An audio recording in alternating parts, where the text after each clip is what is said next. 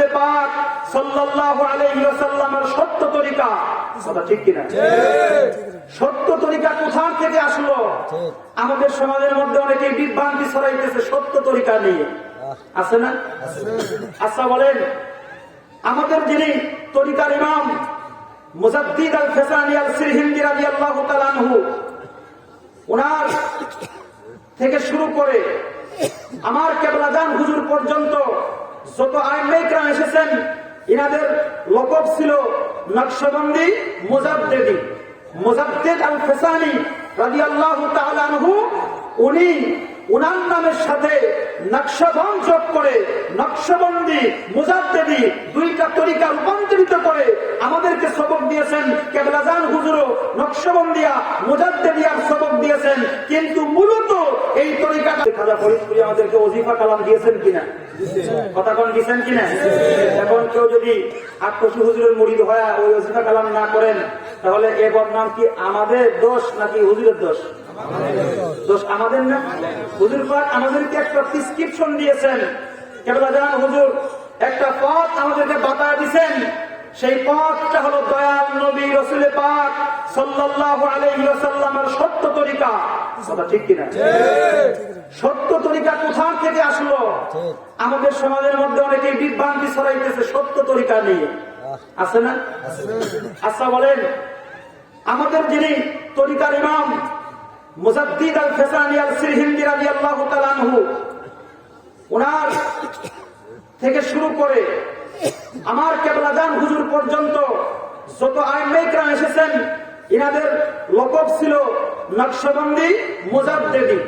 মুজাদ্দিদ আল ফেসানি রাদিয়াল্লাহু তাআলা আনহু, উনি উনার নামের সাথে নকশবন্দ যোগ করে নকশবন্দি মুজাদ্দিদি দুইটা তরিকা রূপান্তরিত করে আমাদেরকে সবক দিয়েছেন।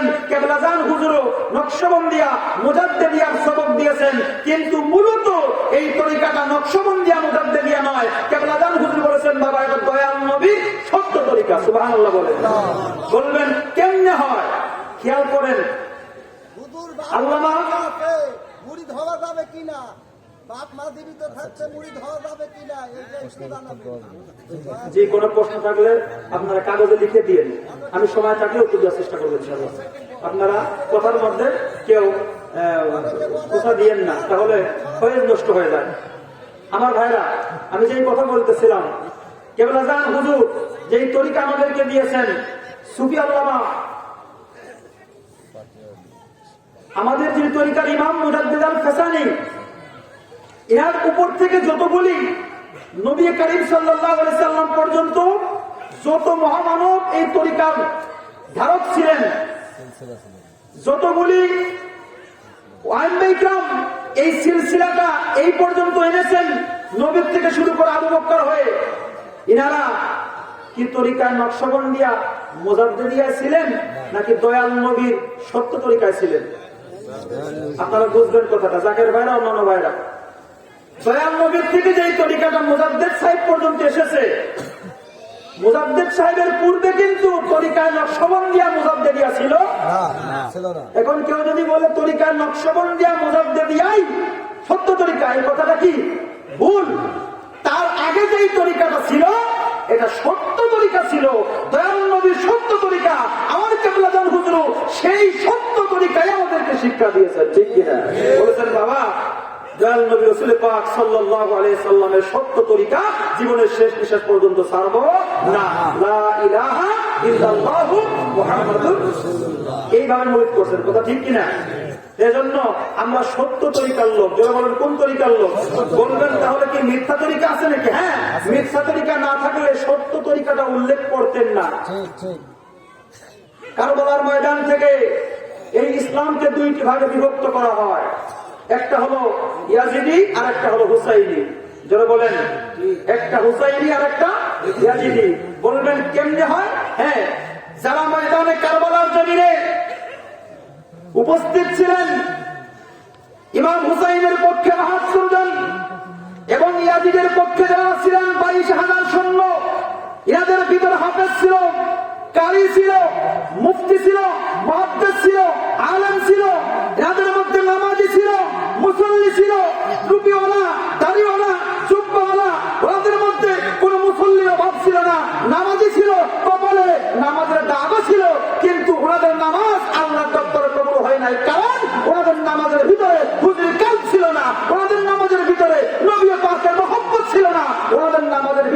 হুসাইন পাকের মহব্বত ছিল না, ঠিক কিনা? যার কারণে তারা নামাজ পড়েছে। কিন্তু ইমাম হুসাইন যিনি জান্নাতের যুবকদের সর্দার, নবীজি বলেছেন হুসাইন মিন্নি ওয়া আনা মিন হুসাইন, হুসাইন আমার, আমি হুসাইনের। সুবহানাল্লাহ। সাইয়্যিদা শাবাবি আহলিল জান্নাহ, জান্নাতের সর্দার বানিয়ে দিয়েছেন যে হুসাইনকে। তুমি নামাজ পড়ে হুসাইনের গলা কেটে কও তাড়াতাড়ি গলা কাটো, আসরের নামাজের অক্ত যায়, জামাত ফেল করবো। ঠিক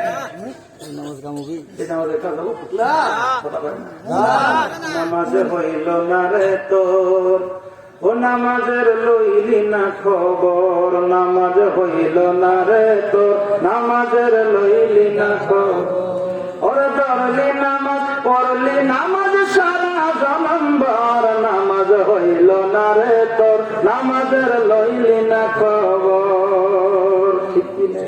নামাজ শুধু পড়লেই হবে না, এই জন্য আমার আল্লাহ তাআলা কয় ফাওয়াইলুল লিল মুসাল্লিন, এক যাইতা মুসাল্লি আছে রে, ওদের নামাজ দিয়ে আমার আল্লাহর 4 পয়সার দাম নাই আল্লাহর দফতরে। ওরা লোক দেখানো মুসাল্লি, এই লোক দেখানো মুসাল্লি যারা হবে ওদের স্থান হবে আল্লাহর জাহান্নামে। কথা কোন ঠিক কিনা? এবং মুসাল্লি সাজবেন যে মুসাল্লির মধ্যে আল্লাহ আছে, যে মুসাল্লির মধ্যে নবী আছে, যে মুসাল্লির মধ্যে হুসাইনের মহব্বত, আহলে বাইতের মহব্বত, আউলিয়া কিরামের মহব্বত যে মুসাল্লির ভিতর আছে, ওই মুসাল্লি হবে আল্লাহর কাছে প্রিয়। ওই নামাজ দেখায়া দেখায়া জুব্বার ভাব দেখায়া মুসাল্লি সাজলে হবে না, এই সাজনেওয়ালা মুসাল্লির কোন দাম আল্লাহর দরবারে নাই। কথা কোন ঠিক কিনা? লোক দেখানো মুসাল্লি হলে হবে না। যারা ময়দানে নামাজ পড়েছিল ওদের নামাজ কবুল না হওয়ার একটাই মাত্র কারণ, কারণ তারা নবীকে ভালোবাসে, আহলে বাইতকে ভালোবাসে, কিন্তু নামাজ পড়ছে। এজন্য আল্লাহ কয় ইন্নাল্লাহা মা'আস সাবিরিন, আমি আছি ধৈর্যশীলদের সাথে। ইন্নাল্লাহা মা'আল মুসাল্লিন, আল্লাহ বলি নাই, আল্লাহ বলে নাই যে আমি আল্লাহ মুসল্লিদের সাথে আছি। আল্লাহ কয় না, কিছু এক জায়গায় মুসল্লি আছে ওরা নামাজ পড়বে কিন্তু ওর ভিতরে আল্লাহ থাকবে না, নামাজ পড়বে লোক দেখানোর জন্য।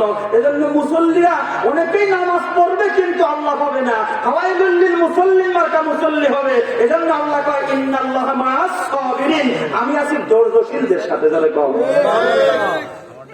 আমার প্রিয় ভাইরা, আমি যেই কথা বলতেছিলাম গভীর মনোযোগ দিয়ে শুনে, কেবলা জান হুজুর সত্য তরিকা আমাদেরকে শিক্ষা দিলেন, এমন একটা সবক আমাদেরকে দিলেন।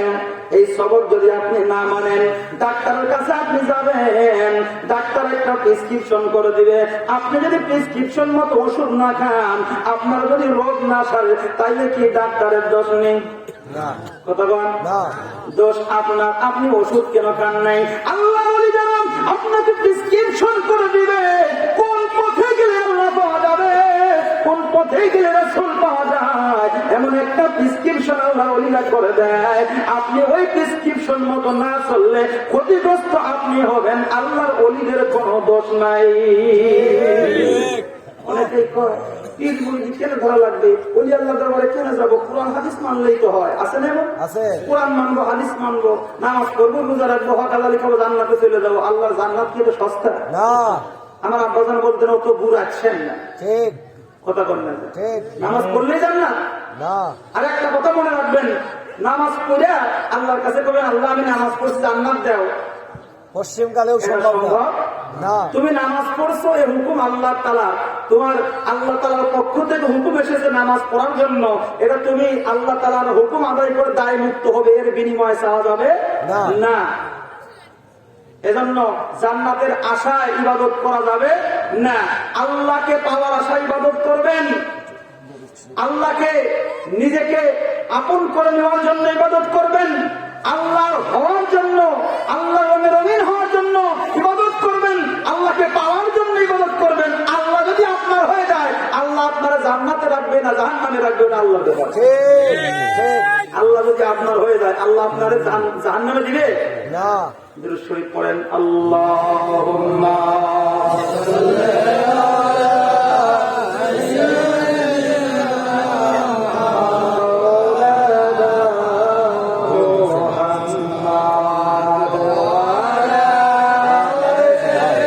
say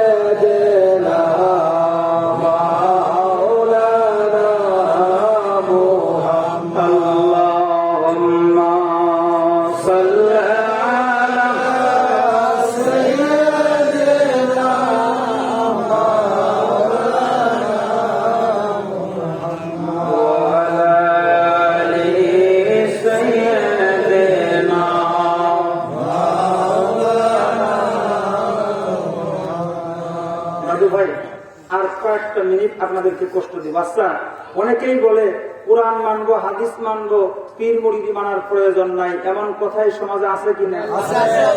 আচ্ছা, আমরা কোরআন হাদিস মানলাম, পীর মুরিদি মানলাম না, আচ্ছা আপনারা অসুস্থ হন না? মনে হয় এরা কোনোদিন অসুস্থ হয় না মনে হয়।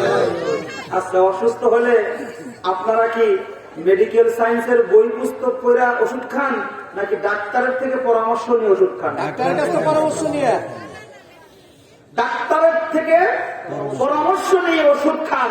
কারণ ডাক্তার জানে কোন রোগের কি ওষুধ, কোন রোগের জন্য কি ওষুধ।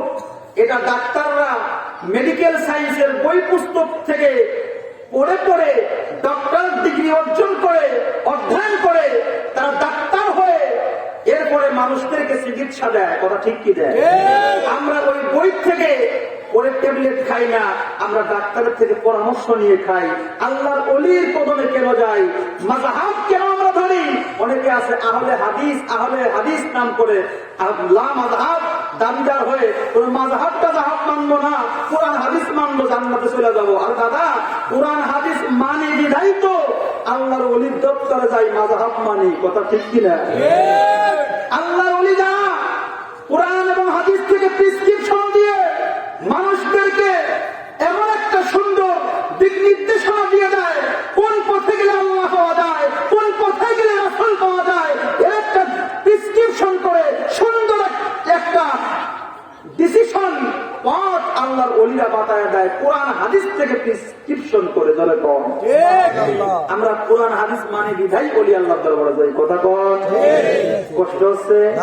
আবার আরেক দল আছে, সৌদি আরব থাকলাম, অমুক দেশে থাকলাম, 10 বছর থাকলাম সৌদি আরবে, ওই দেশে পীর মুরিদি পাইলাম না, বাংলাদেশে এসে পীর মুরিদি। এমন কথা আছে না? সৌদি আরব গেলাম, মিলাদ কিয়াম আমাকে বাংলাদেশের মতো পড়ে না, বাংলাদেশে ভারতবর্ষে এই সমস্ত রাষ্ট্রগুলিতে মিলাদ কিয়াম পড়ে, সৌদি আরবে মিলাদ কিয়াম নাই, অতএব এই মিলাদ কিয়াম মানা যাবে না, এমন ফতোয়া আছে কি আছে না? আচ্ছা, সৌদি আরব কি আমাদের দলিল? এই কথা বলেন। আরেকটা কথা না বললেই নয়, সৌদি আরব আমাদের দলিল?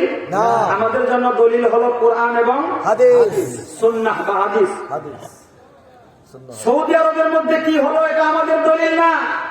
নবীজি বলেছেন, তারাকতু ফীকুম আমরাইন লান তাদিল্লু ফীহা মা লাম তামাসসাকুমুনি মা কিতাবাল্লাহি ওয়া সুন্নাতু রাসূলুল্লাহ। আল্লাহর নবী রাখিয়া বললেন, সাহাবীরা শোনো, তোমাদের জন্য আমি নবী দুইটা জিনিস রেখে গেলাম। মা কিতাবাল্লাহ, এক নম্বর আল্লাহর কালাম কিতাব, দ্বিতীয়ত হলো ওয়া সুন্নাতু রাসূলুল্লাহ, আমার নবীর সুন্নাহ হাদিস মুবারক। এই দুইটা যদি তোমরা আঁকড়ে ধরতে পারো, পশ্চিম কালেও তোমরা পথভ্রষ্ট হবে না। এখানে নবী বলে নাই যে আমার দেশ তোমাদের দলিল। কারণ হলো সৌদি আরবের মধ্যে এমন বর্বরতা হচ্ছে, পতিতালয় হালাল করে দিছে, সিনেমা হল জায়েজ করে দিছে, নারীদের পর্দা উঠে দিছে, নারীদের লাইসেন্স ড্রাইভিং করে দিছে। এরকম ভাবে এমন কিছু কার্যাবলী সৌদি আরবের মধ্যে হচ্ছে যেগুলা অন্যান্য ইহুদি নাসারাদের চাইতেও বড় বেশি মারাত্মক ভাবে সৌদি আরব ইসলাম বিদ্বেষী কাজ হচ্ছে। এখন যদি সৌদি আরবকে দলিল রুল মানেন, তাহলে আপনাকে ওই মতো চলতে হবে, ইসলামী বিরোধী কাজ করতে হবে। মদকে হালাল করে দেওয়া হচ্ছে, লাইসেন্স দেওয়া হচ্ছে, এগুলো আপনি করতে পারবেন না। অতএব সৌদি আরবে কি হলো আর না হলো এটা আপনাদের দলিল নয়। এই পাচুরিয়াবাসী শোনেন, আপনারা এটা কি ইউনিয়ন? পাচুরিয়া জগৎপুর ভাইরা, কেউ যদি বলে অমুক দেশে নাই তমুক দেশে নাই, মানা যাবে না। মানবেন কোরআন এবং হাদিস। কোরআনের মধ্যে কি আছে আপনি সেইটা ফলো করবেন। আল্লাহ তাআলা কোরআনের মধ্যে জানা দিয়েছেন, যারা পথভ্রষ্ট তারা কোন ওলি পায় না, মুর্শিদ রূপে এই জমিনে যারা আল্লাহর ওলির কদম মোবারকে গিয়েছেন, আল্লাহর ওলির দপ্তরে যারা গিয়েছেন, আল্লাহর ওলির হাতে যারা বায়াত হয়েছেন, তারাই সত্য পথের মধ্যে আছে, সঠিক পথের মধ্যে আছে।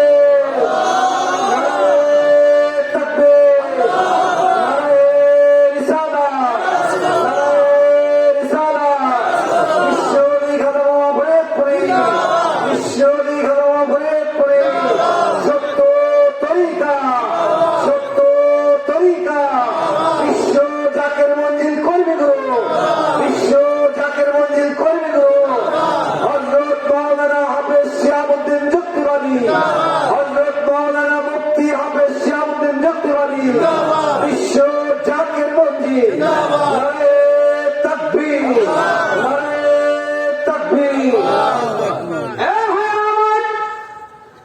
এই বাংলাদেশ নয় ভারতবর্ষের কথা বলে এই উপমহাদেশের মধ্যে ইসলাম দিয়েছে আল্লাহর ওলিরা। এই জমিনের মধ্যে বসে বসে মসজিদের মেম্বারে বসে বসে যারা আল্লাহর ওলিদের বিরুদ্ধাচরণ করো, আপনাদেরকে বলছি শোনেন, যারা আলেম আছেন আমার জাতি ভাই, আমি কোন আলেমের শত্রু নয়, কারো বিদ্বেষী নয়, আমি কাউকে ধাক্কা দিয়ে বলছি না ভাই। শোনেন, এই জমিনে কোন নবী আসে নাই, কোন রাসূল আসে নাই, সাহাবায়ে কেরাম কেউ আসে নাই, আল্লাহর ওলিরা পায়ে হেঁটে হেঁটে এই জমিনে দ্বীন ইসলামের পতাকা উত্তোলন করেছেন। কথা ঠিক কিনা? বাবা শাহজালাল ইয়ামেন থেকে আগমন করলেন, 360 জন আল্লাহর ওলি নিয়ে এই জমিনে আগমন করেছেন। সিলেটের গৌর গোবিন্দ উনি সুরমা নদী বন্ধ করে দিলেন, লঞ্চ ট্রলারগুলি বন্ধ করে দিলেন, শাহজালাল ইয়ামেনি যাতে আগমন করতে না পারে। আল্লাহর ওলি শাহজালাল ইয়ামেনি সুরমা নদীর মধ্যে যায় নামাজটারে বিছায়া দিয়া আল্লাহর ওলি যায় নামাজের উপর সবার হয়ে পার হয়েছেন। কথা ঠিক কিনা?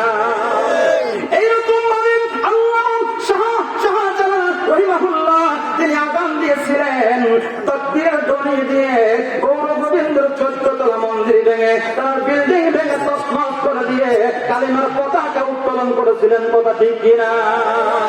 শাহ আলী মুগদাদির কথা বলেন, এই ঢাকার জমিনে যিনি সর্বপ্রথম আযান দিয়েছিলেন শাহ আলী মুগদাদি।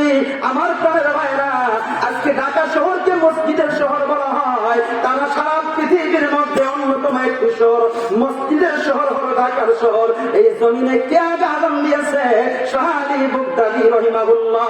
তিনি আযান দিয়েছিলেন, এই জমিন কোন শহর ছিল না, জঙ্গল দিয়ে ঢাকা ছিল। আমার প্রাণের ভাইয়েরা গভীর মনোযোগ, এই জমিনের মধ্যে সে আযান দিলেন, জঙ্গলের মধ্যে বললেন, জঙ্গলের পাখি ও পশু পাখিরা শুনে রাখো, আমি শাহ আলী মুগদাদি আযান দিয়েছি, আগামীকাল ফজরের নামাজের আযান হবে। ফজরের নামাজের আযান হওয়ার আগ মুহূর্ত পর্যন্ত এই জঙ্গলার মধ্যে একটা হিংস্র প্রাণীকে আমি শাহ আলী মুগদাদি যেন জঙ্গলের মধ্যে না দেখি। বলে আল্লাহু আকবার। সমস্ত জঙ্গল পাখিরা রাতের মধ্যে জঙ্গল ত্যাগ করে ঢাকার জমিন খালি করে দিয়ে আল্লাহর ওলির কথা শুনে ঢাকার জমিন খালি করে দিয়েছিলেন।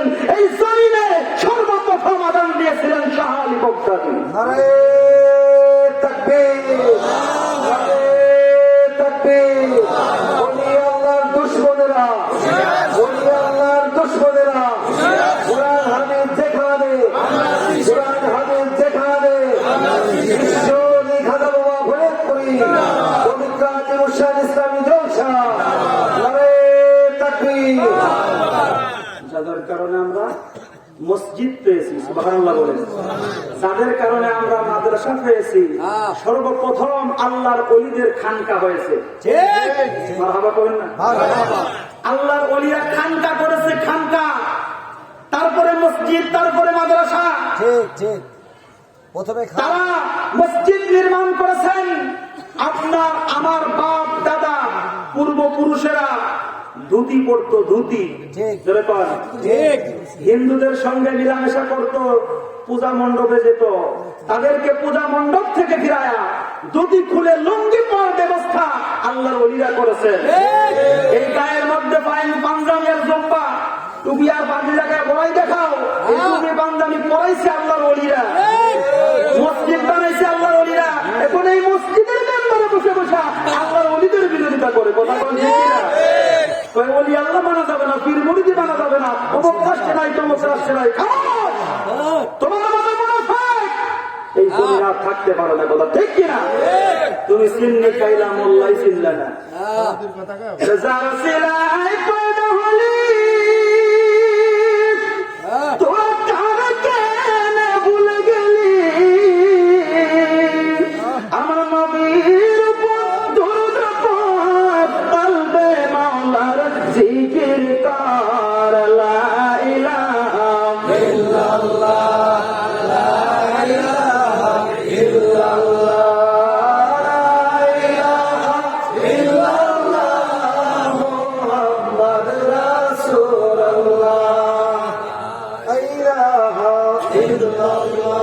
প্রশ্ন হচ্ছে আপনাদের ছেড়ে দিব আর 10 মিনিট বলি, 10 মিনিট আগে একবার বলছি, যেহেতু আপনারা শুনতেছেন আর একটু বলি আপনাদের, যেহেতু প্রতিদিন তো এই আয়োজন হয় না, কথা ঠিক কিনা? আজকে একটু কষ্ট করেন, শোনেন বাবারা, আমি কি কথা ভুল বলছি? এই জমিনে ইসলাম দিয়েছে আল্লাহর ওলিরা, এখন তাদের পাওয়া মসজিদের মধ্যে বৈশা বৈশা যদি ওলি আল্লাহর বিরোধিতা করো, এর মতো নেমক হারাম আর হইতে পারে না। একজন মোল্লা যে মসজিদের মধ্যে বইয়া বইয়া ইমামতি কইরা যতগুলা মুরগি খায়, আমার আব্বাজান মরহুম তোফাজ্জল হাসান যুক্তিবাদী সাহেব ওনাকে ছিলেন, দুলাল ভাই ওনাকেই ছিলেন, আব্বাজান বলতো, ওরে বাবা ওই মোল্লা যে পরিমাণ মুরগি খায়, একটা বনের বেজিতেও অত মুরগি পায়। এই মোল্লাটা এত পরিমাণ মুরগি খায়, যদিও মুরগি কোনোদিন তার না থাকে, মানে ভালো কিছু না থাকলে অন্তত পক্ষে একটা আন্ডা দেয়, মানে বাইসা বাইসা বড় ডিমটা হুজুর দেয়, ছোট ডিম দিলে হুজুর আবার মাইন্ড করতে পারে, এত বড় একটা ডিম দেয় যে এক ডিম পারতে 2 মুরগি লাগবে, এত বড় ডিম দেয় মোল্লারে। এ মোল্লা, তুমি যে মসজিদের মধ্যে বইয়া বইয়া ইমামতি করো, বেতন নিয়া মসজিদের মধ্যে থাইকা, আমিও কিন্তু একজন মোল্লা, আমিও ফরিদপুর শহরের একটা মসজিদের দায়িত্বে আছি, এজন্য আমি নিজের দিকেই নিলাম, আমরা যে ফতোয়াবাজি কইরা, আমরা যে ইমামতি করি বেতন নিয়া, এইরকম ভাবে বেতন নিয়ে মসজিদের মধ্যে ইমামতি করার এমন কোন দলিল রেফারেন্স আল্লাহর নবীর জামানায় ছিল না? আছে? দিতে পারবেন? নবীর কোন সাহাবী ইমামতি কইরা বেতন নির্ধারিত কইরা ইমামতি করছে? বাইতুল মাল থেকে একটা অঙ্ক দেওয়া হতো, তবে এইরকম ভাবে বেতন নির্ধারণ করে দেওয়া হয় নাই। বলবেন আমার তো বউ ছেলে মেয়ে আছে, সংসার আছে, অন্য কাজ করলে আমি কিছু পাইতাম, এজন্য আমার কিছু হাদিয়া দেওয়া হয়, বা জায়েজ বানায় আনিছে কায়দা করে জায়েজ, এইটা জায়েজ বানাইছে সিস্টেম কইরা, কিন্তু নবীর মিলাদে একটু দাঁড়া সালাম দিলে কয় পেতা আছে না? আছে। নবীর মিলাদে দাঁড়া সালাম দিলে বেদাত, কিন্তু এই বেদাতটা জায়েজ, দুইটাই তো বেদাত। এটা জায়েজ হয়, ওটা না জায়েজ কেমনে হয় আমাদের কোন? কারণ নিজের ভালো তো পাগলের বোঝে, কথা বলছে, এইটা হইলো আরাম, ওইটা হইলো হারাম। আমার ভাইরা, কথা বলতে গেলে অনেক অনেক কথা চলে আসে, তবে আমি একটু বেদাতের ব্যাখ্যা আপনাদেরকে দিয়ে দিই। দাদা বিভ্রান্তি হবেন না, সঠিক তথ্যটা একটু শুনে